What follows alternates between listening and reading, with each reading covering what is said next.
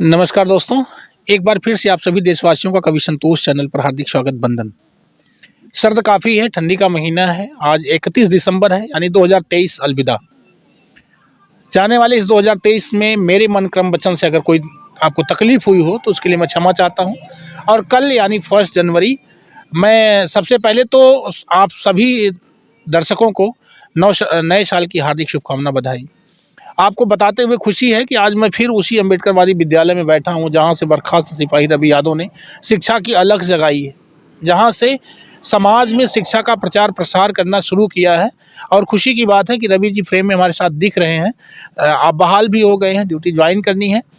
तो चलते हैं। आज जैसा कि मैंने बताया था कि मैं 2020 में अम्बेडकरवादी कुटिया का हालचाल आप लोगों को देता रहूँगा कि यहाँ क्या हो रहा है, कैसे हो रहा है। जी रवि जी, सबसे पहले तो हमारे कवि संतोष चैनल पर आपका बहुत बहुत स्वागत। बंधन। धन्यवाद। और ये जो नया साल आने वाला है, इसकी ढेरों शुभकामना, बधाई आपको भी और समस्त देशवासियों को और आपके सभी दर्शकों को नववर्ष की मंगल कामनाएं। और हम उम्मीद करते हैं कि जिस तरह से 2023 काफ़ी अच्छा रहा और 24 उससे भी अच्छा मंगलमय होगा। अच्छा, जी जी। ये साल लेकिन जो नया वाला आता है 1 साल में चला जाता है, कैसा लगता है आपको? जैसे बस कैलेंडर बदलता है, चीज़ें वही रह जाती हैं। जी, सब कुछ पुराना रह जाता है, कैलेंडर बदल जाता है, केवल कैलेंडर बदलता है। आइए तो थोड़ी सी आप, जैसे मुझे पता है कि आप बहाल भी हो गए हैं, कहीं जल्दी से ज्वाइन भी आप कर लेंगे, जैसा आपके ही मुताबिक पिछले वीडियोज में लोगों को बताया गया। अच्छा लगता है, मुझे खुशी है कि बहुत मेहनत करी आपने और आज भी कर रहे हैं आप। सबसे पहले साल नया होने जा रहा है तो नई शिक्षा नीति भी लागू हो गई है देश में। ये साल नया, अमृत महोत्सव का काल भी चल रहा है देश में, अमृत महोत्सव मनाया जा रहा है, साल भी नया होने जा रहा है, 2024 होने जा रहा है और नई शिक्षा नीति भी देश में लागू हो चुकी है। आइए आज हम आपसे कुछ सर शिक्षा पर ही बात करना चाहते हैं कि शिक्षा जो लगता है कि आज़ादी के 75 साल यानी अमृत महोत्सव मनाया जा रहा है, तो शिक्षा कहाँ तक पहुँची आपके नेचर में या आपकी सोच में? शिक्षा कहाँ तक पहुँची, कितनी बाकी है, कितना और आगे ले जाया जाए तो अच्छा होगा? देखिए, आज़ादी का 75 साल भी पूरा हो गया जी। और संविधान लागू हुए भी लगभग 73 साल हो गए। जी जी जी। लेकिन जहाँ तक मैं जान रहा हूँ और इसके पहले जब अभी लगभग 1 साल से मैं कई गाँवों में गया और हम लोगों ने कई गाँव में मीटिंग किया, हम लोगों ने कोचिंग चलाने का प्रयास भी किया। जिस तरह से हम यहाँ पे अपने ग्राम सभा कुहिया में शिक्षण संस्था चला रहे हैं, हम बहुत से गाँव में गए, हमने प्रयास किया कि वहाँ शिक्षण संस्था चलाई जाए और वहाँ हम लोग गाँव में उनके गार्जियन से मिले, बच्चों से हम लोग मिले। लेकिन जब हम लोग गरीबों की बस्ती में गए, चाहे वो किसी भी जाति धर्म के हों, लेकिन जब हम लोग गरीब बच्चों के बीच में पहुँचे, आर्थिक रूप से कमज़ोर बच्चों के बीच में पहुँचे, जो मजदूरी करने वाले लोगों के बेटे थे, जिनके यहाँ रहने की व्यवस्था नहीं है, झोपड़ी है और किसी तरह से अगर कॉलोनी मिल गई है, सरकारी कुछ सुविधा मिल गई है तो रहने की तो व्यवस्था हो गई, लेकिन उनके यहाँ शिक्षा का स्तर बहुत कम है, बहुत खराब है।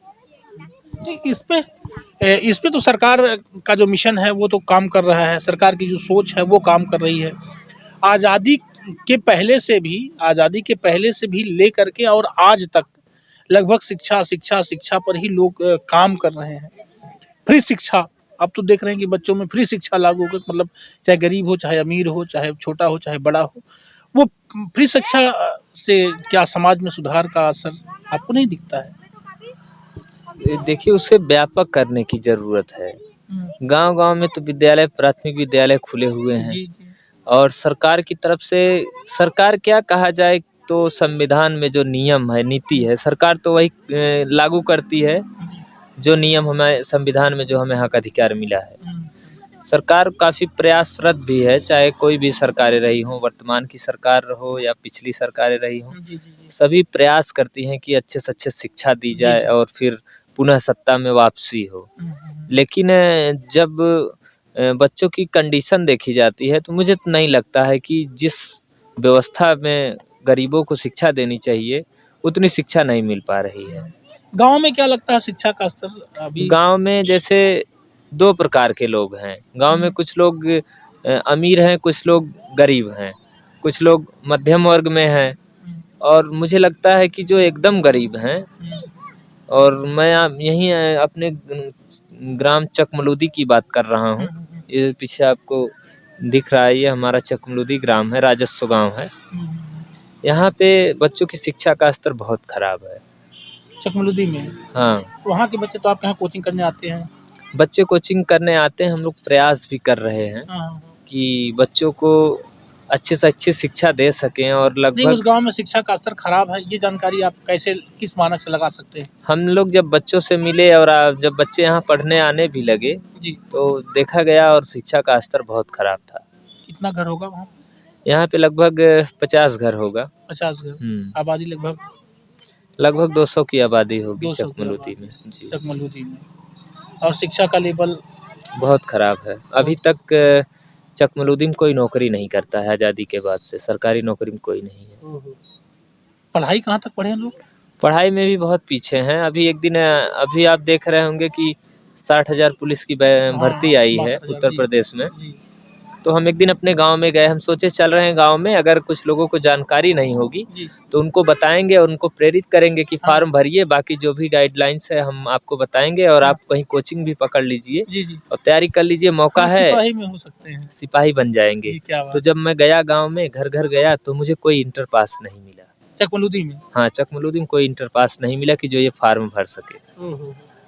मतलब उस पूरे 50 घरों की कंडीशन ये थी कि मतलब उस गांव में अभी तक कोई इंटर यानी 12 पास लड़का नहीं मिला जिससे सिपाही की नौकरी के लिए फॉर्म भराया जाए। हाँ, एक दो लोग इंटर पास मिले तो वो दिल्ली या मुंबई में कहीं मजदूरी या कोई काम कर रहे हैं।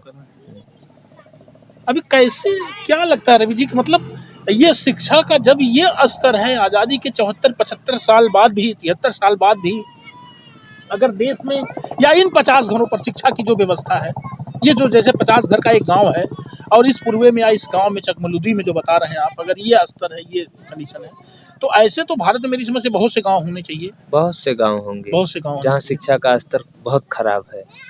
लेकिन अब कुछ चीजें हैं जो व्यवस्था दी जा रही हैं, लेकिन वो पूर्ण रूप से लागू नहीं हो पा रही है। इसमें तो ना मैं सरकार को दोष देना चाहूँगा, ना स्कूल का दोष देना चाहूँगा, ना टीचर का दोष देना चाहूँगा। मैं तो दोष देना चाहूँगा इनके परिवार वालों को, गार्जियन को, क्योंकि जब तक आप नहीं आगे आएंगे, आपके बच्चों को पढ़ाने के लिए कोई आगे नहीं आएगा। आपको डट के सामना करना होगा, अपने बच्चों को रोज स्कूल भेजना होगा, कोचिंग भेजना होगा, बच्चों की उचित देखरेख करनी होगी और एक अच्छी व्यवस्था देनी होगी शिक्षा से इन्हें। बहुत लोगों को मैंने देखा है कि बच्चों की फीस अच्छे स्कूलों में अपने बच्चों का एडमिशन नहीं करवा पाते हैं, कहते हैं मैं तो गरीब हूँ, लेकिन 100-200 रुपए की दारू शराब रोज पीते हैं। इन चीज़ों को ख़त्म करना होगा। यदि अपने आने वाली पीढ़ियों को संवारना है, अपने बच्चों का भविष्य अच्छा बनाना है, तो नशीले पदार्थों को त्याग कर जो पैसा हम लोग नशीले पदार्थों में खर्च करते हैं, वो बच्चों की शिक्षा पर खर्च करना होगा। विद्यालय की अभी तो छुट्टी चल रही है इस समय? हाँ, इस समय छुट्टी है। विद्यालय बंद चल रहा है, मतलब सरकारी हो या प्राइवेट हो, विद्यालय हाँ, सभी विद्यालय बंद हैं। आज धूप निकली है तो कुछ बच्चे आए हुए हैं। हाँ, धूप की वजह से कुछ बच्चे जो अपने चले आए। अभी तो ज्वाइन आपने किया नहीं कि कर लिया? नहीं, अब ज्वाइन कर लेंगे। अच्छा, कर लेना ज्वाइन, डिग्री हो ही गई है कोर्स में। तो ज्वाइन कहाँ कर रहे हैं आप? ज्वाइनिंग अब देखिए विभाग कहाँ पे ज्वाइनिंग कराता है। तो भाई, मैं तो हमारे दर्शकों ने जो वीडियो देखा, पिछले वीडियो जो जैसे आपकी ज्वाइनिंग की खबर दर्शकों तक पहुंची, लोगों ने बहुत बधाई आपको दिया है। मैं अपने दर्शकों की तरफ से आपको नए साल में जो है एक बधाई देना चाहता हूं कि जो बहाली आपकी हुई है, इस बहाली के लिए आपको शुभकामना, बधाई। और मैं जानना मैं चाहता हूं ना कि जब ये नया आदमी कोई हमारी वीडियो देखेगा तो ये सोचेगा कि मैटर क्या हो सकता है। मैं, अगर आपको एतराज़ ना हो तो 1 मिनट उस पर भी चर्चा करें, 1 मिनट चर्चा कर लें। मैं ये बताना चाहता हूं दोस्तों कि ये सिपाही रवि यादव अम्बेडकरवादी जी 2019 में पुलिस पद पर भर्ती हुए थे। 2021 में किन्हीं कारणों से इन्हें सरकार ने बर्खास्त कर दिया था और ये मुकदमा हाई कोर्ट चला गया था। बर्खास्तगी के बाद रवि जी ने विद्यालय खोल करके जो है बच्चों को कोचिंग देना शुरू किया और मुकदमा लड़ना शुरू किया।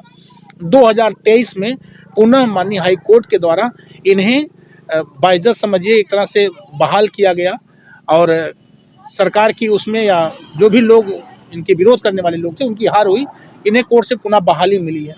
लेकिन बीच में 21 से 23 यानी ये जो 2-3 साल का समय था, उस 3 साल में इन्होंने अपने पूरे क्षेत्र में शिक्षा के लिए जो अलख जगाई है, जो छोटे-छोटे इस तरह से केंद्र बनाए हैं, जहाँ से ये शिक्षा का प्रचार प्रसार दे रहे हैं, निश्चित तौर पर ये बहुत ही सराहनीय और वंदनीय काम रहा है। तो ये जिनसे मेरी बात हो रही है, ये बर्खास्त सिपाही रवि यादव अम्बेडकर वादी जी थे, लेकिन बर्खास्त तब थे पिछले वीडियो में, इस वीडियो में ये बहाल सिपाही है।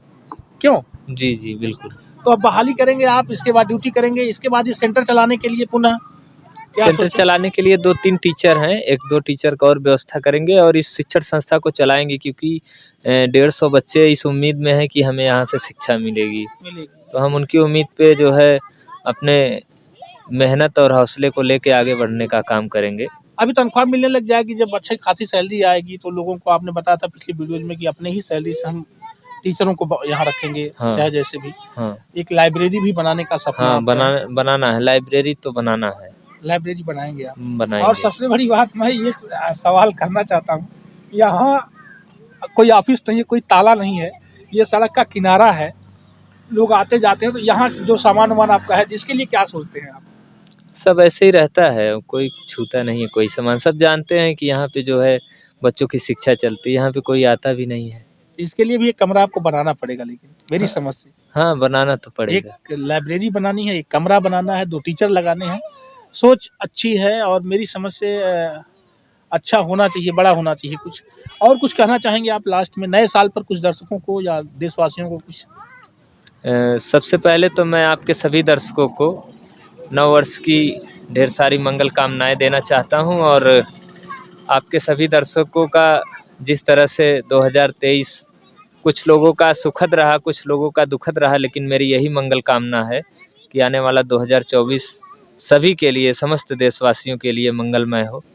और मैं आप सभी दर्शकों से ये उम्मीद भी करता हूं और निवेदन भी करता हूं कि साथियों, आप लोग देख रहे होंगे कि शिक्षा का क्या स्तर है अपने समाज के बच्चों में, और हम लोग प्रयास कर रहे हैं कि शिक्षा को आगे बढ़ाया जाए और अपने समाज के उन वंचित लोगों को जो शिक्षा से पूरी तरह से एकदम वंचित हैं, उन्हें कहीं से कोई शिक्षा नहीं मिल पा रही है। बहुत से ऐसे लोग हैं जो प्राइमरी में पढ़ने तो जाते हैं लेकिन शिक्षित नहीं हो पा रहे हैं। तो कृपया करके ऐसे लोगों को शिक्षा देने, जागरूक करने का काम करें। यही मेरी आप सभी लोगों से एक छोटी सी विनती है। क्या बात है। देश के लिए, देश की बड़ी राजनीति में जो है होने जा रहा, चुनाव होने जा रहा है, उस चुनाव के मद्देनजर आप कुछ कहना चाहेंगे? अब देखिए, ये तो जनता के हाथ में है जी। इस क्या चाहिए, सरकार बदल देनी चाहिए? कभी कभी कहते हैं कि जब सत्ता लगातार कुर्सी पर बनी रहती है तो निरंकुश हो जाती है। या तो विरोधी मजबूत होना चाहिए, विपक्ष मजबूत होना चाहिए, या तो समय पर परिवर्तन होना चाहिए। आपको क्या लगता है कि 2024 में परिवर्तन होना चाहिए या विपक्ष को मजबूत होना चाहिए? कैसा लगता है? देखिए, अब ये देश की जनता तय करेगी। अगर देश की जनता को लगेगा कि ये सरकार ठीक है तो फिर से यही सरकार आएगी। अगर देश की जनता को लगेगा कि सरकार बदलनी चाहिए तो जनता तो जब चाहेगी, सरकारें बदलती रहती हैं। ये तो जनता के हाथ में है, लोकतंत्र के हाथ में है जी। हाँ, मैंने ये सवाल इसलिए कर लिया कि 2024 का नाम जैसे आता है तैसे वो देश की व्यवस्था और देश की कुर्सी, देश का बड़ा हिस्सा नज़र में आने लगता है कि 2024 फिर कुछ बड़ा होने जा रहा है देश में जी। चलिए सर, तो मैं तो और मुद्दों पर आपसे बात इसलिए नहीं करूँगा कि अभी मुद्दे तो बहुत हैं, राम मंदिर है, तमाम मुद्दा है मेरी निगाह में, लेकिन मैं जानता हूँ कि निश्चित तौर पर जहाँ आपका मिशन, जहाँ आपका दिमागी मोटो काम कर रहा है, मुझे पता है कि वहाँ आप मेहनत कर रहे हैं शिक्षा के क्षेत्र में। मुझे अच्छा लगता है। मेरी तरफ से, मेरे चैनल परिवार की तरफ से आपको ढेरों शुभकामना, बधाई, नव वर्ष की पुनः मंगल कामना, शुभकामना। और आप सभी देशवासियों से आग्रह निवेदन कि आप आज के विचार विमर्श में मेरे साथ सुन रहे थे बर्खास्त सिपाही रवि यादव अम्बेडकर वादी जी को, जिनके द्वारा लगभग इस तरह से कई गाँव में शिक्षण संस्थान चला करके बच्चों को शिक्षा दी जा रही है, गरीब बच्चों को शिक्षा दी जा रही है। और जैसा कि अभी आपने बताया कि चकमलूदी गांव में लगभग 50 घर की आबादी, यानी 50 घर हैं जहां 200 की आबादी है, लेकिन इंटर पास लोग नहीं मिले सिपाही की नौकरी का फार्म भरने के लिए। तो ये दुखद है दोस्तों। हम अमृत महोत्सव मनाने जा रहे हैं, आइए मेहनत करते हैं और शिक्षा की अलग जगाते हैं।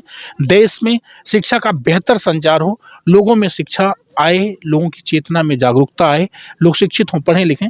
ऐसी मंगल कामना के साथ पुनः 2024 का आगाज करते हैं आज हम, और ढेरों शुभकामना, बधाई, धन्यवाद, नमस्ते, प्रणाम, जय हिंद, जय भारत।